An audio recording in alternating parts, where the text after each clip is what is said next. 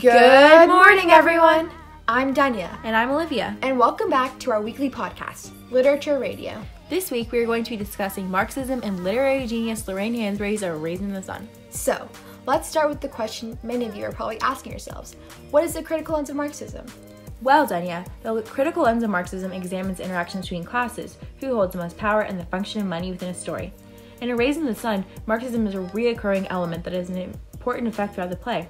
Class differences are the driving force between many of the play's key conflicts. We're going to explore the impact of social class on relationships.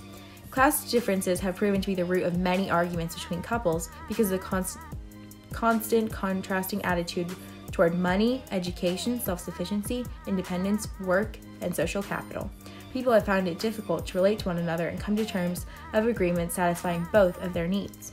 According to a study performed on people in relationships coming from different classes with researchers in Zurich, Adigan, Idaho, and Tel Aviv, quote, the environment in which people grow up inscribes itself deeply into their identity, and those who earn more and were better educated set more value on demonstrating competence and being assertive in their interactions with others than those in a group with lower earnings and less education, end quote.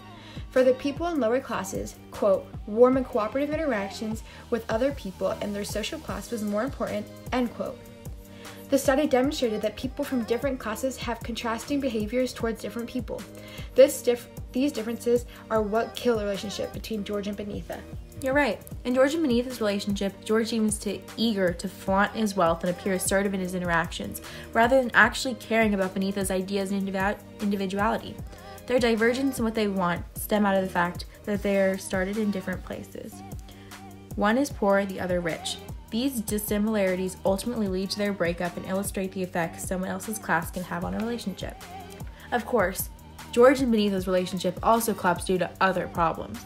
Beneatha wants to advance her status and move up in the class hierarchy, but George has already had everything handed to him. That is true. Also, I found George took every opportunity to patronize Walter as an inferior man because of his financial situation and social class. You're totally right. In fact, in conformance with the New York Times, the perception of class conflict surged the most among white people and middle-class income earners. Today, income inequality and the conflict between the rich and the poor is an uprising problem. Many opportunities are denied because of one social class. The super rich cannot relate to the struggle of the super poor. People in polar opposite financial situations judge each other and give in to stereotypes, as George does. Yes, of course. For instance, in A Raisin in the Sun, Carl Linger comes to the Youngers' household in order to convince them to not move into Clybourne Park. As a representative of Clybourne Park Improvement Association, Carl sees the Youngers moving into the neighborhood as detrimental. They believe that only, quote, hard-working, honest people who share a common background, end quote, should live in their neighborhood, not people like the Youngers. Hansberry 117.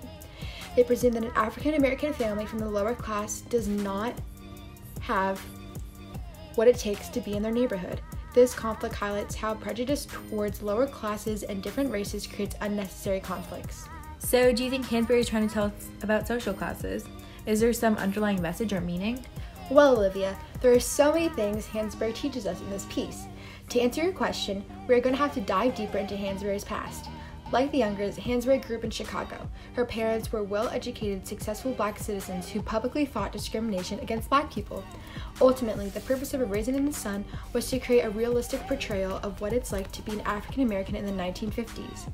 The stereotype of the 1950s is a land of happy housewives and African Americans content with their inferior status, and this resulted in an upswell of social class resentment that would finally find a public voice in the civil rights of the 1960s.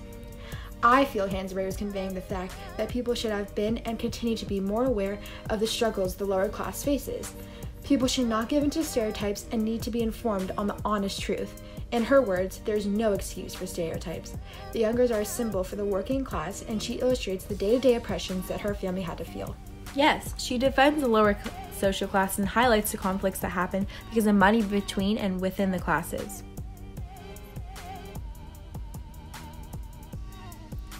Well, with that, I think that's all the time we have for today. Thanks for watching. Tune in next time for our literary podcast where we discuss The Old Man and the Sea. Bye!